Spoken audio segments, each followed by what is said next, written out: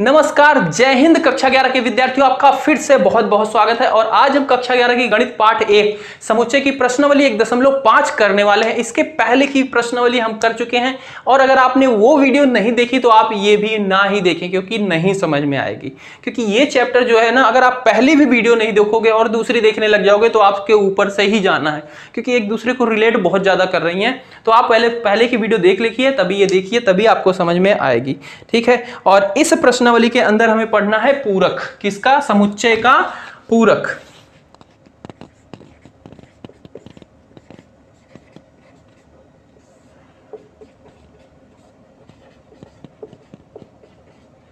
जिसे अंग्रेजी में कहते हैं कॉम्प्लीमेंट ऑफ सेट।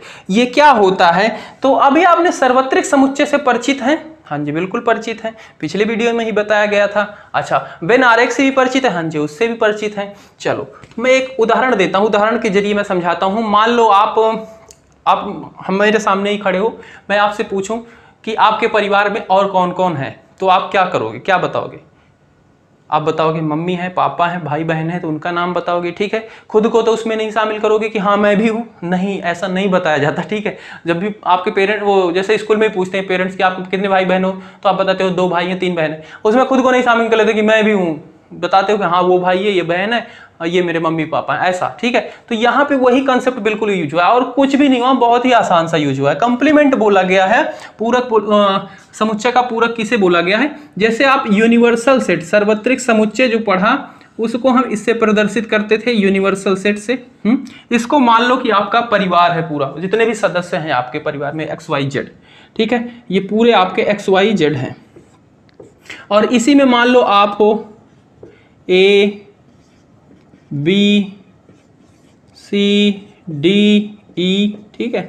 इसी तरीके से आपके मान लो मेंबर है A B C D, in member के नाम है। और अगर आपसे पूछा जाए कि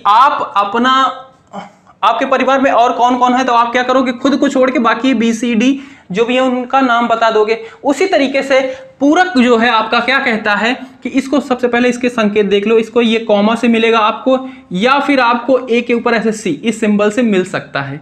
तो अगर आपसे पूछा जाए कि A का पूरक क्या होगा, तो आप बताओगे कि U में से क्या करो, A को घटा दो, यही आपका क्या हो जाएगा? पूरक हो जाएगा। किसका? A का। अच्छा, ये बहुत ही आसान है। फिर तो क्या हुआ, मतलब बाकी जो सदस्य हैं B C D E ये हो गए। ठीक है, ऐसा हो गया। बट हम समुच्चय के अंदर पढ़ रहे हैं, तो यहाँ पे A B C D क्या होंगे? समुच्चय के रूप में होंगे। मान लेते हैं, एक हमने मान लिया कि आपका यूनिवर्सल सेट है 1 से लेके 10 तक की संख्या, जिसमें A आपका है 1 2, B है आपका 4 5, ठीक है, C आपका है 8 9 और D दिया गया है 7। ठीक है, ऐसे है। अब आपसे पूछा जाए कि A का आप पूरक बताओ, A कॉमा बताओ, तो क्या करोगे? U में से घटा दोगे किसको? A को। रिलेट कर पा रहे हो ना? जैसे फैमिलीज में पूछे थे कि आपकी फैमिली में कौन कौन है, तो आप खुद को नहीं बताते, बाकी सारे मेंबर को बता देते हो। उसी तरीके से अगर A का कंप्लीमेंट पूछा जाए तो A को हटा दो, बाकी जो मेंबर है वो बता दो। किसमें? U के अंदर, मतलब पूरी फैमिली के अंदर। U होता है क्या? सार्वत्रिक समुच्चय, सबसे बड़ा समुच्चय है जिसमें सारे समुच्चय शामिल हों। ठीक है। तो U में से A को हटा दो, तो U आपका क्या है? 1 से लेकर 10 तक संख्या।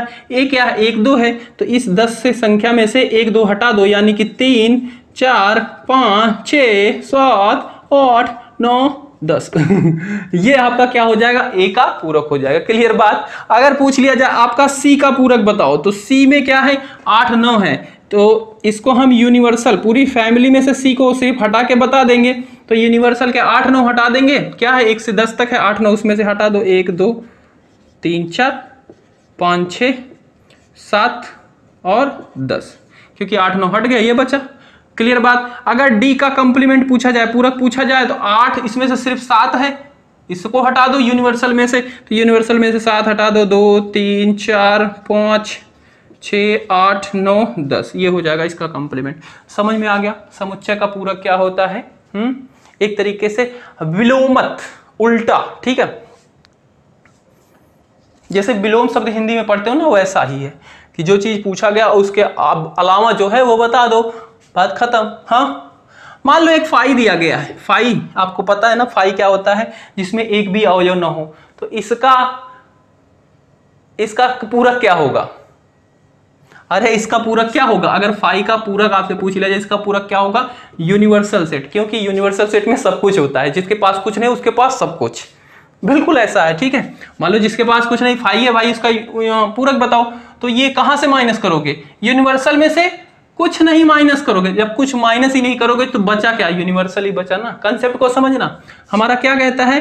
कंप्लीमेंट की ए, अगर ए डॉट ए कंप्लीमेंट पूछा गया तो यूनिवर्सल में से ए घटा दो, तो यूनिवर्सल पूछा गया, फाई पूछा गया, फाई का पूरक पूछा गया, यूनिवर्सल में से फाई घटा दिया। अब जब फाई यूनिवर्सल है, इसमें बहुत कुछ है, सारे समुच्चय इसी में से, इसमें से कुछ मत में निकालो, तो बचा क्या? यूनिवर्सल ही बचा। इसलिए अभी हम इसके ऊपर चलो बताते हैं आपको प्रॉपर्टी भी इसकी, बहुत ही बढ़िया सा है।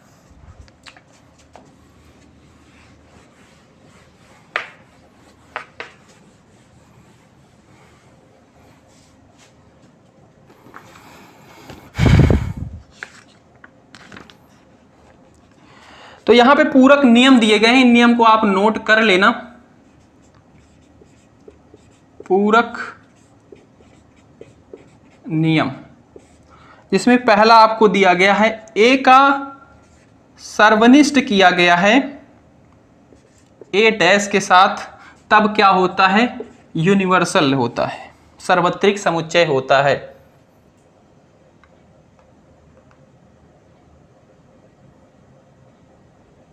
ठीक है, ये सिंबल से आप परिचित होना ही, इसे क्या बोलते हैं? सर्वनिष्ठ। अब यहां पे ध्यान से देखना, ए क्या है? कुछ एलिमेंट होंगे, जैसे हम यही इसी वाला उदाहरण लेते हैं, इसमें से ये 1 2 है।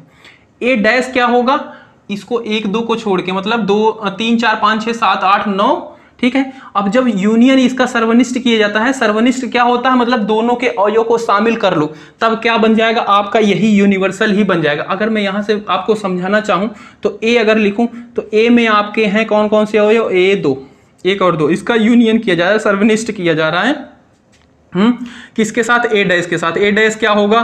3 4 5 6 7 8 9 10। ठीक है, अब आप इसका यूनियन निकालो। यूनियन में क्या करते थे? पूरे दोनों जो समुच्चय दिए गए थे उनके अवयव को शामिल कर लेते थे, जो 2 बार होता था उसे 1 बार लिखते थे, ये कंडीशन होती थी। तो यहाँ पे 1 2 3 4 5 6 7 8 9 10, और ये क्या चीज बन गया? आपका यूनियन ही बन गया ना, जो हमने ये उदाहरण जिसमें से लिया है वही बन गया। तो ये फॉर्मूला आपका एक है, इसको आपने नोट कर लेना है। ठीक है, इसी में एक और है कि अगर ए इंटरसेक्शन किया जा रहा है ए के पूरक के साथ, ठीक है, इंटरसेक्शन क्या होता है? जो उभयनिष्ठ हो, जो दोनों में हो, उन्हीं एलिमेंट को लिखते हैं, उन्हीं अवयव को लिखते थे, उन्हीं सदस्य को लिखा जाता था। तो ए क्या है आपका? 1 और 2 है। इसका इंटरसेक्शन किया जाएगा ए डैश के साथ। मैं यही वाला उदाहरण ले रहा हूं, वरना बोलोगे भैया 1 2 कहां से आया? 1 2 यहां से आया भाई, यहां लिखा है। ठीक है, तो ए डैश क्या हो जाएगा आपका? 3 4 5 6 7 8 9 10। ठीक है, अब इसमें और इसमें कॉमन क्या है? एक भी एलिमेंट है कॉमन? नहीं, यानी कि क्या आएगा आपका? फाई आएगा। तो इसका क्या होता है? रिजल्ट फाई होता है। ठीक है, ये चीज आप याद कर लेना।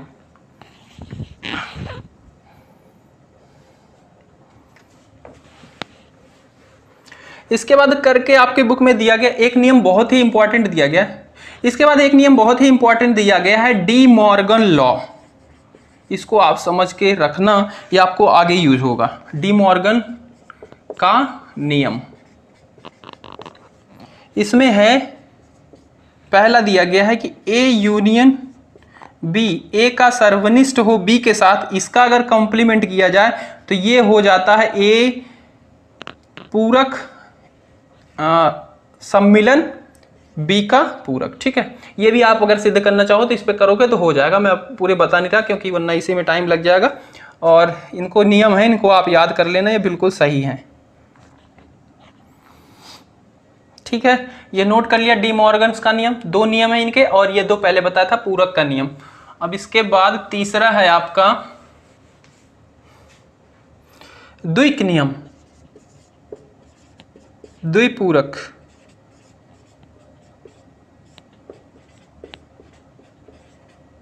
ये क्या कहता है कि मान लो ए का आपने पूरक किया और फिर इसका पूरक कर दो, यानी कि 2 बार पूरक कर दो, तब क्या आ जाएगा? ए ही आ जाएगा।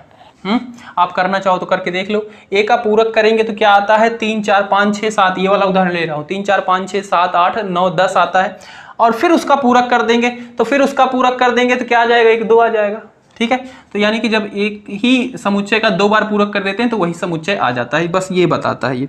इसके बाद चौथा नियम है आपका कि अगर फाई का पूरक किया जाए, जैसे अभी मैंने बताया था कि फाई का आप पूरक करो मतलब जिसके पास कुछ नहीं है उसका पूरक करो तो उसके पास सब कुछ है, यानी कि यूनिवर्सल आ जाएगा। और अगर यूनिवर्सल का कर रहे हो तब फाई आ जाएगा। बिल्कुल एक उल्टा है, जब भाई जिसके पास सब कुछ है उसका पूरक कर दो, कुछ नहीं है तो फाई हो जाएगा। तो ये आपके 4 नियम हैं, इन्हें आपने समझ लिए हैं। अब इसके बाद आ जाते हैं हम प्रश्नावली पे। प्रश्नावली 1.5 का पहला प्रश्न दिया गया है, कह रहा है मान लीजिए कि यूनिवर्सल सेट दिया गया है 1 2 3 4 5 6 7 8 9, ठीक है, और ए सेट दिया गया 1 2 3 4, बी सेट दिया गया है 2 4 6 8 और सी दिया गया है 3 4 5 6। तो निम्नलिखित का मान ज्ञात कीजिए। चलो अब हमें जैसे हमने एक लिया था उदाहरण वैसा ही मिल गया और इन सब का हमें मान ज्ञात करना है, तो हम इसको करते हैं। पहले जो जो दिया गया है मैं लिख लेता हूं। तो सार्वत्रिक समुच्चय दिया गया है आपको 1 2 3 4 5 6 7 8 9 10, ठीक है, और 9 ही तक ही है, सॉरी 9 तक है। और ए दिया गया है इसमें 1 2 3 4,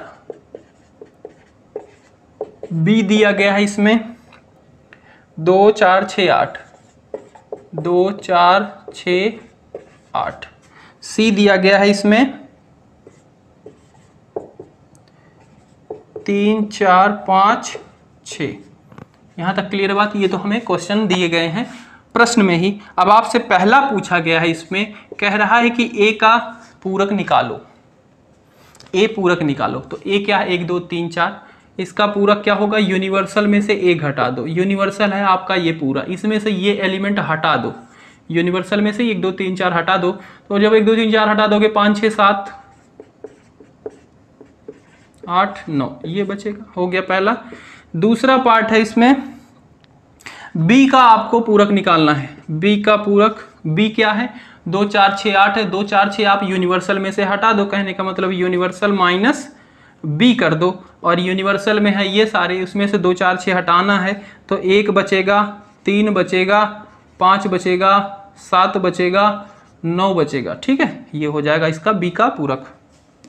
थर्ड पार्ट इसका दिया गया है ए यूनियन सी, यानी कि ए सम्मिलन सी का हमें पूरक निकालना है। तो हम इसके लिए सबसे पहले हमें पता होना चाहिए ए यूनियन सी क्या होता है। क्यों पता होना चाहिए भाई, जब हमने ए निकाला, ए का सम्मिलन निकालना था, यूनियन में से ए माइनस किया था ना, तो हमें ए पता था पर हमें ए यूनियन सी पता ही नहीं है। तो सबसे पहले हमें इसका ए यूनियन सी निकाल लेते हैं। यहाँ पे चलो लिख देता हूँ फॉर्मूला। यूनियन में से क्या, सर्वनिष्ठ समुच्चय में से क्या माइनस करना है, ए यूनियन सी, ए सम्मिलन सी, ठीक है। अब ए सम्मिलन सी हमें पता ही नहीं है, पहले मैं उसे निकालता हूं। तो ए आपका ये रहा और सी ये रहा।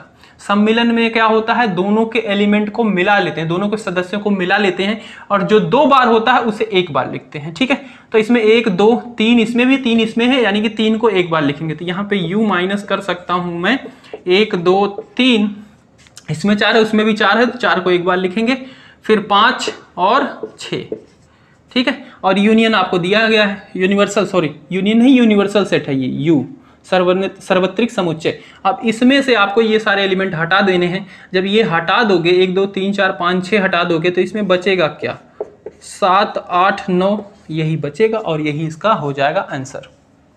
चौथा पार्ट दिया गया है, इसमें कह रहा है कि ए यूनियन बी, ए सर्वनिष्ठ सम्मिलन बी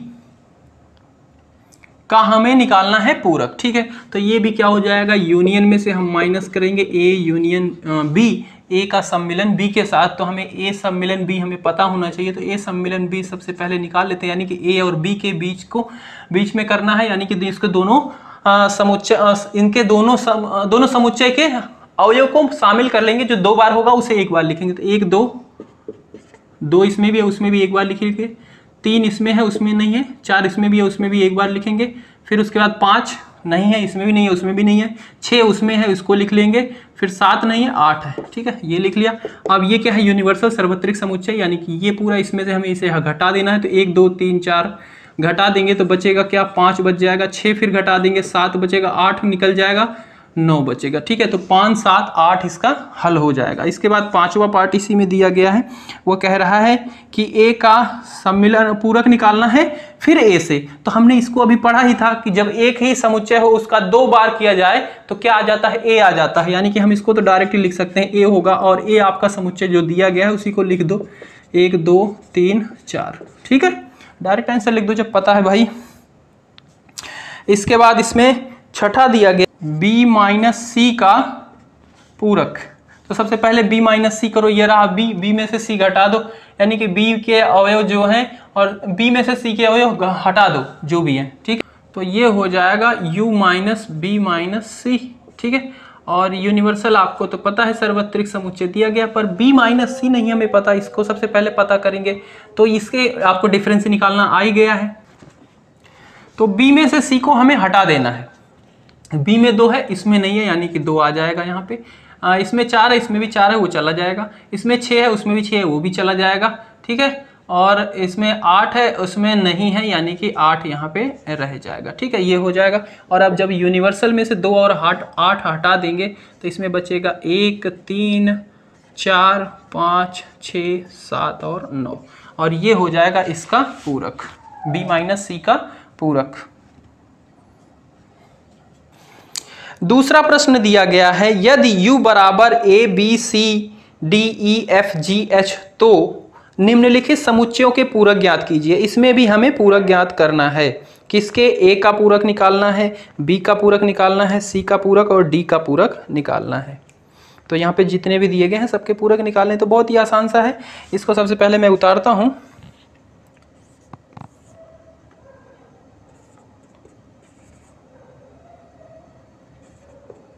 क्या गया है, हमसे पूछा गया इसका पूरक निकालो, यानी कि a का पूरक निकालो।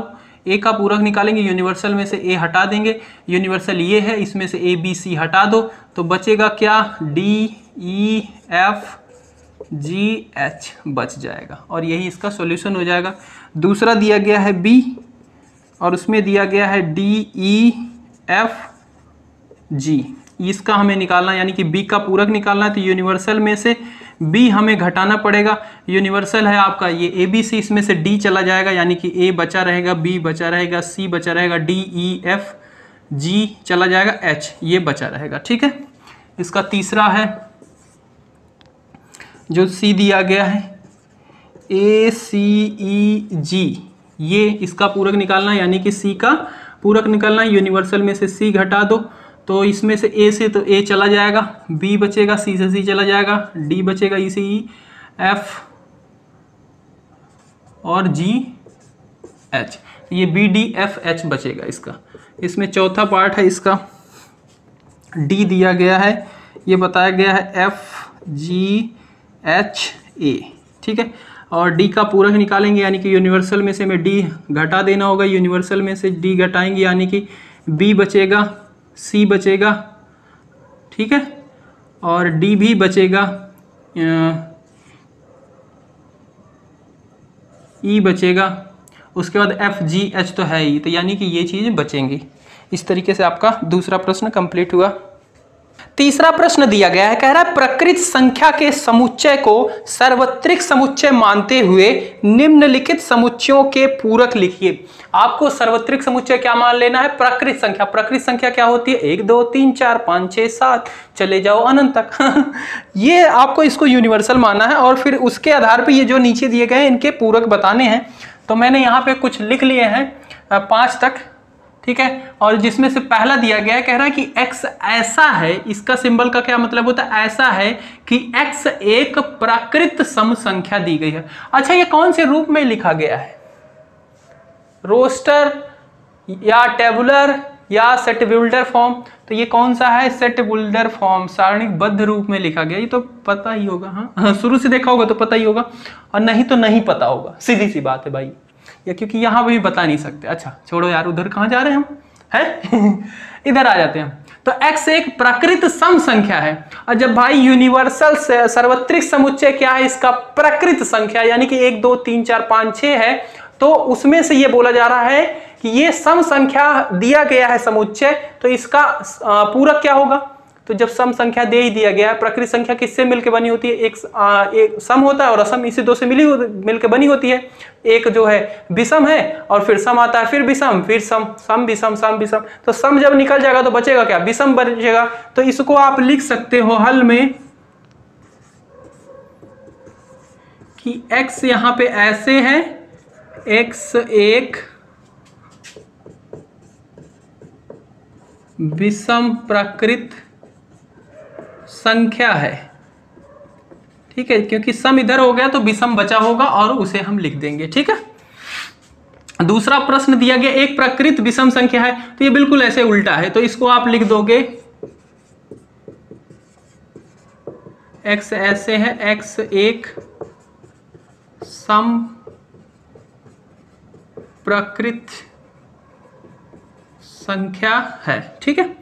तीसरा दिया गया है x ऐसे है कि x संख्या 3 का एक धन गुणज है। गुणज मतलब 3 के पहाड़े में आती है। तो आप ये लिख दो भाई कि x ऐसा है और x क्या है, प्रकृत संख्या से बिलोंग करता है, क्योंकि गुणज के अलावा भी कुछ संख्याएं ऐसी बचेंगी प्रकृत जो कि इसमें नहीं आएंगी, पर वो क्या आ रही, यूनिवर्सल सेट में आ रही, सार्वत्रिक समुच्चय में आ रही, क्योंकि प्रकृत संख्या सारी उसमें ली जा रही है। तो 3 से छोटी जो संख्या है वो तो है ना यूनिवर्सल सेट के अंदर बची है।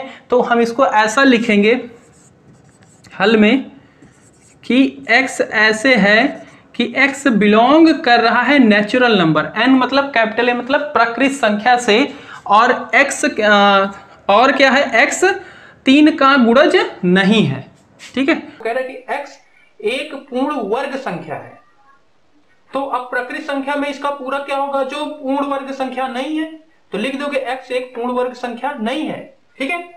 सातवां दिया गया x एक पूर्ण घन संख्या है, तो अब प्रकृत संख्या में बतानी है तो वही कह दो कि x एक पूर्ण घन संख्या नहीं है, जो नहीं है वो सारे इसके क्या है, पूरक है।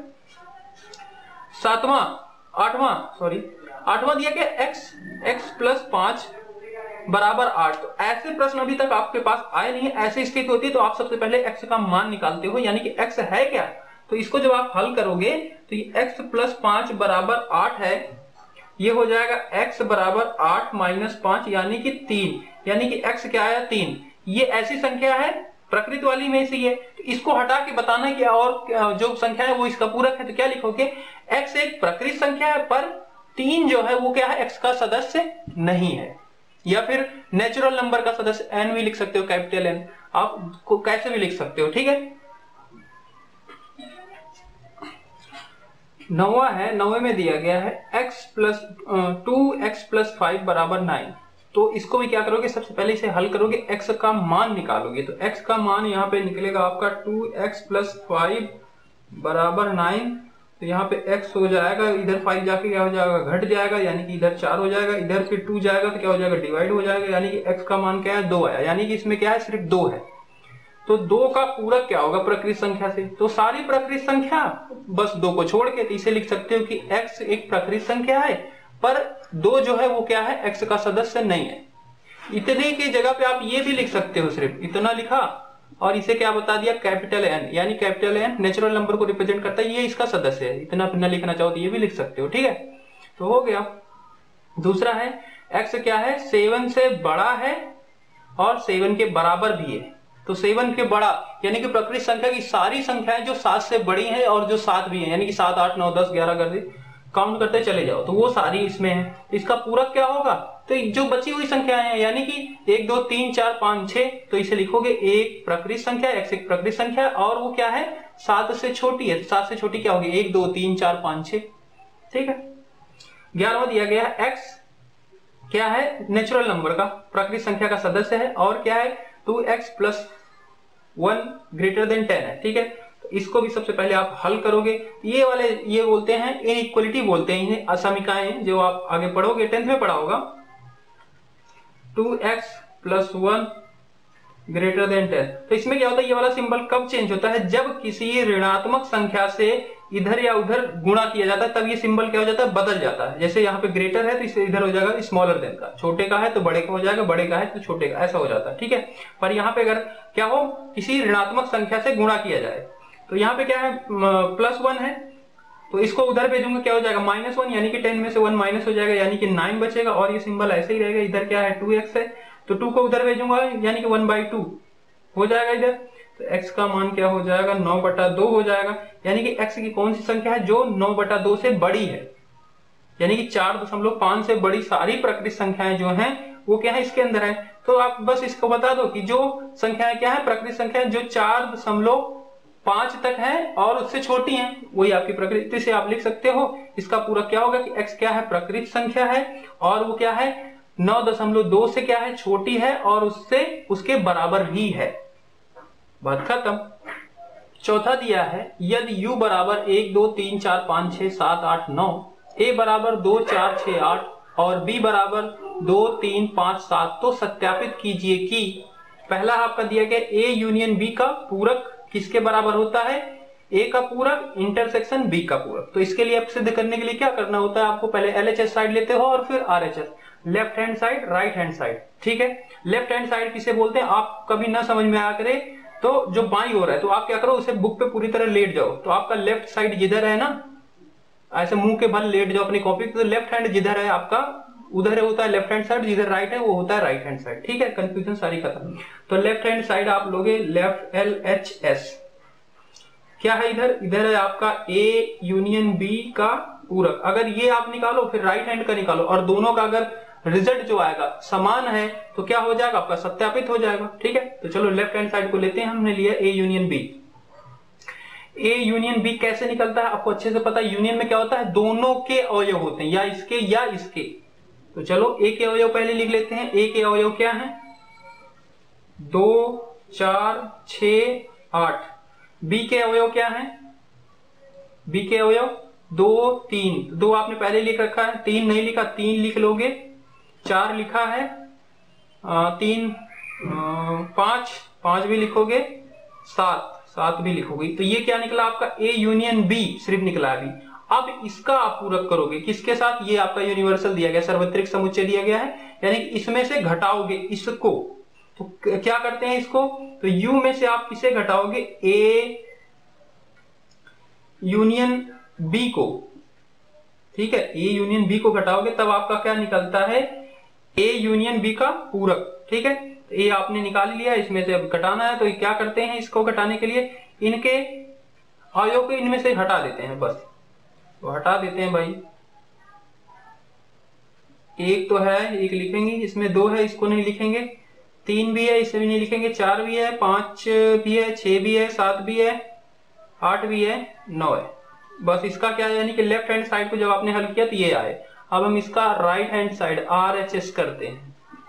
राइट हैंड साइड में क्या दिया गया, A का पूरक इंटरसेक्शन B का पूरक। तो सबसे पहले हमें A का पूरक निकालना पड़ेगा, तो A के पूरक देखो क्या होगा, इसको आप इसमें से घटा दोगे, तो घटाने के लिए बहुत ही आसान है, इनके अवयव को U से निकाल दो बस। तो 1 2 उसमें है निकाल दिया, 3 नहीं है 3 लिखेंगे, 4 है निकाल दिया, 5 6 है निकाल दिया, 7 8 है निकाल दिया, 9।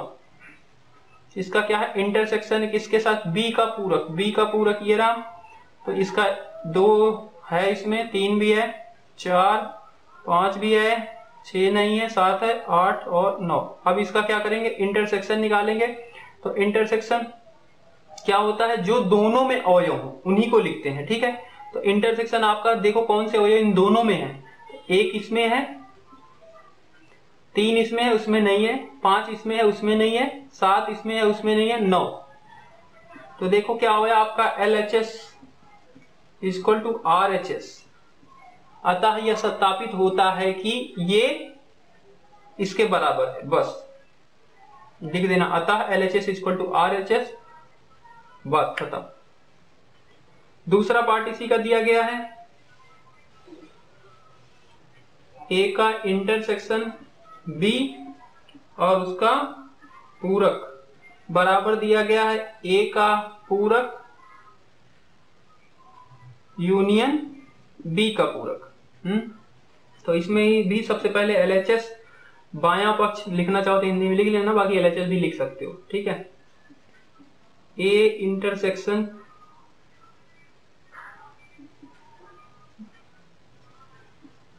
बी, तो ये कैसे निकलेगा, ये निकलता है आपका U में से क्या माइनस कर दो, A का इंटरसेक्शन B, तब आपका ये निकलता है। तो चलो सबसे पहले A इंटरसेक्शन B निकालो। तो A इंटरसेक्शन B हमने निकाल लेना, कौन से अवयव है जो दोनों में है। तो दोनों में जो अवयव है मैं उन्हें लिख लेता हूं यहाँ पे। 2 इसमें है, उसमें भी है, 3 इसमें है, उसमें नहीं है, 5 इसमें उसमें भी नहीं है, 7 है उसमें भी नहीं है, तो यानी कि सिर्फ एक अवयव है जो 2 है। तो यूनिवर्सल में से, सार्वत्रिक समुच्चय में से U को हटा दो, ये 2 को, तो आपका A बचेगा 1 3 4 5 6 7 8 9, ये आपका LHS आया। RHS क्या है, A का पूरक यूनियन B का पूरक। A का पूरक निकालो, यानी कि A के अवयव हटा दो U में से, तो यहाँ पे क्या बचेगा, 1 बचेगा, 2 है इसमें, 3 बचेगा, 4 है, 5 6 भी हट गया, 7 9, ये आपका क्या आया, A का पूरक आया। B का पूरक 1 2 B में है, 3 भी है, 4 5 भी है, 6 7 भी है, 8 और 9, ठीक है। अब इसका क्या है, यूनियन है। यूनियन मतलब सारे अवयव होने चाहिए, तो सबसे पहले इसके आप अवयव लिख लो, 3 5 7 और 9, ठीक है, सॉरी। अब देखो इसमें 1 लिख रखे हैं, 4 नहीं लिखे, 4 को लिख लेंगे, 6 नहीं लिखे, 6 लिख लेंगे, 8 है इधर नहीं है, 9 है पहले से ही लिख रखा है, तो ये हो गया क्या इसका RHS। अब देखो LHS RHS बराबर है क्या, 1 3 4 5, 1 3 4 5 6 6 7 7 8 8 9 9, यानी कि LHS अतः LHS इक्वल टू RHS सत्यापित है, ठीक है, ऐसे लिख देना और कुछ नहीं है इसमें। 5वां प्रश्न दिया गया, कह रहा निम्नलिखित में से प्रत्येक के लिए उपयुक्त वेन आरेख खींचिए। इसमें से पहला आपका दिया गया A यूनियन B का पूरक। तो A यूनियन B का पूरक क्या होता है, U minus A union B, ये आपको अच्छे से पता है, ठीक है। U क्या है, सार्वत्रिक समुच्चय। अब इसको वेन आरेख U आप बना लिए, एक रेक्टेंगल आयत, वो U हो गया, उसके अंदर 2 अवयव बना लो, चलो तो A बना लिया, B बना लिया, मैंने नाम लिखा। उनका यूनियन क्या होता था, तो जो पूरे होते थे क्षेत्र, जिसे मैंने काले वाले कलर से किया है, तो ये क्या रिप्रेजेंट कर रहा है, दर्शा रहा है कि A यूनियन B। तो इसको क्या करो, अगर U में से घटा दोगे कौन सा क्षेत्र बचेगा, जो लाल वाला क्षेत्र है वही तो बचेगा भाई, तो वही आपका क्या होगा, A यूनियन B का पूरक होगा। दूसरा देखो A का पूरक इंटरसेक्शन B का पूरक। एक चीज तो आप इसे ये भी लिख सकते हो कि यही वाला जो चित्र है यही होता है, क्योंकि डी मॉर्गन्स लॉ कहता है कि A यूनियन B बराबर क्या होता है, A का पूरक इंटरसेक्शन B का पूरक। पर यहाँ पे दिया गया तो हमें कुछ बताना पड़ेगा बाकी समझने के लिए, बाकी होगा तो ऐसे, ठीक है। तो देखो इसमें क्या करोगे, सबसे पहले A का पूरक बनाओगे, तो A का पूरक कौन सा होगा, मैं इस ब्लू वाले से बना रहा हूं। A का पूरक होगा, U में से A को हटाओगे तो कौन सा क्षेत्र बचेगा, ये वाला पूरा क्षेत्र, ध्यान से देखना थोड़ा, ये वाला पूरा क्षेत्र जो है ये क्या है, A का पूरक है। B का पूरक क्या होगा, B का पूरक मैं इस तरीके से बना रहा हूं, ठीक है। तो B का पूरक आपका हो जाएगा, B में नहीं जाएगा ये, ध्यान देखना,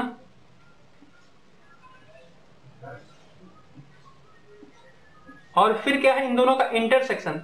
तो ऐसा कौन सा एरिया है जो दोनों में है, तो भाई ये सर्कल के अलावा जो एरिया है वो दोनों में है, क्योंकि यहां पे तो A नहीं था, यहां पे A था और यहां पे B नहीं था, तो ये दोनों एरिया में तो एक ही कलर भरा गया है, पर ये बाकी जो एरिया है वो क्या है, दोनों कलर भरे गए हैं। तो ये इस तरीके से बता सकते हो, बाकी बना ऐसे ही ना कि बाकी सर्कल के आगे जो एरिया क्षेत्र है वही है, तो इस तरीके से आप बना सकते हो। तीसरा दिया गया है A इंटरसेक्शन B का पूरक। तो A इंटरसेक्शन B का पूरक क्या होगा, A इंटरसेक्शन B का पूरक union minus universal minus A intersection B। A intersection B क्या होता है, ये जो बीच का होता है एरिया क्षेत्र, ये होता है A इंटरसेक्शन B। तो इसको जब u में से घटाओगे तो कौन सा क्षेत्र बचेगा, ये बीच वाला इतना क्षेत्र हट जाएगा, बाकी जो रेड से है वही क्या होगा, a इंटरसेक्शन b का पूरक। चौथा इसे क्या दिया गया है, a का पूरक यूनियन b का पूरक, तो यही इक्वल टू होता है डिमॉर्गन्स लॉ के अनुसार कि a का पूरक यूनियन b का पूरक, तो ऐसा ही उसका भी डायग्राम बनेगा बस। छठा प्रश्न दिया गया, मान लीजिए कि किसी समतल में स्थित सभी त्रिभुजों का समुच्चय सार्वत्रिक समुच्चय है। ठीक है, कोई समतल है, वहां पे बहुत सारे हजारों त्रिभुज हैं, उन सब का माना गया सार्वत्रिक समुच्चय क्या है, त्रिभुजों का समुच्चय। ठीक है, यू यदि a उन सभी त्रिभुजों का समुच्चय है जिसमें कम से कम एक कोण 60 से भिन्न है, यानी कम से कम एक कोण क्या हो जाना चाहिए, 60 ना हो, तो a का पूरक क्या होगा।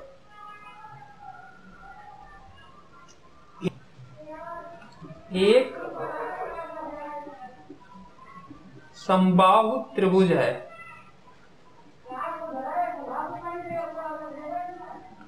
क्योंकि समबाहु त्रिभुज में क्या होता है, दो भुजाएं बराबर होती हैं, तो दो एंगल क्या होंगे, उसके बराबर होंगे। तीसरा एंगल क्या होगा, तो दो एंगल बराबर हो जाएंगे, तो ऐसी कोई कंडीशन आएगी नहीं जो कि एक एंगल उसमें क्या बने, 60 का बने। ठीक है, तो ये होगा।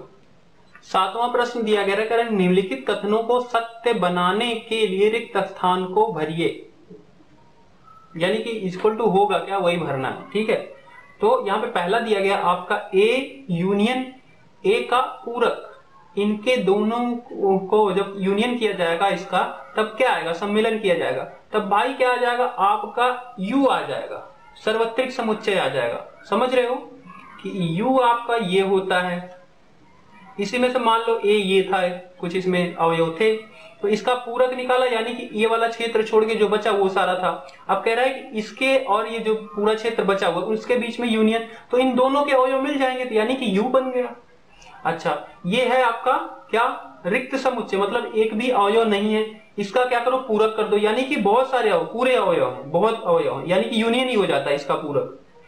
इसका जब जीरो का पूरक करे देंगे ना, पूरी यूनियन हो जाता है, सार्वत्रिक समुच्चय हो जाता है, सर्व यूनिवर्सल समुच्चय। दूसरा है फाई, फाई का क्या करेंगे, पूरक करेंगे तो क्या हो जाएगा, सार्वत्रिक समुच्चय हो जाएगा, यानी कि सार्वत्रिक समुच्चय का क्या करना है, इंटरसेक्शन करना है a के साथ, ये है पूरा सार्वत्रिक समुच्चय, उसका इंटरसेक्शन करना है इसके साथ। तो इंटरसेक्शन में क्या होता है, जो अवयव दोनों में होते हैं, तो यहाँ पे u में और a में कौन से अवयव दोनों में है, a ये ना, यही एरिया इधर भी है और इस पूरे के अंदर भी है, तो आपका क्या आ जाएगा, a आ जाएगा।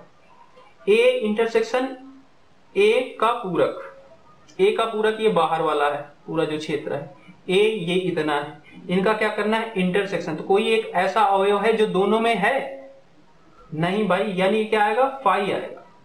यूनियन का पूरक क्या होता है, फाई। इंटरसेक्शन करना है a के साथ, तो इंटरसेक्शन क्या होता है, जो दोनों में अवयव हो, तो फाई का पूरक कर लिया, यानी कि यूनियन का पूरक, यूनिवर्सल का पूरक कर लिया, सार्वत्रिक समुच्चय का पूरक कर लिया, यानी कि फाई हो गया। फाई का a के साथ करोगे, इसके पास एक भी अवयव नहीं, इसके पास बहुत है, दोनों कॉमन है, नहीं कुछ भी नहीं कॉमन, ये भी फाई आएगा।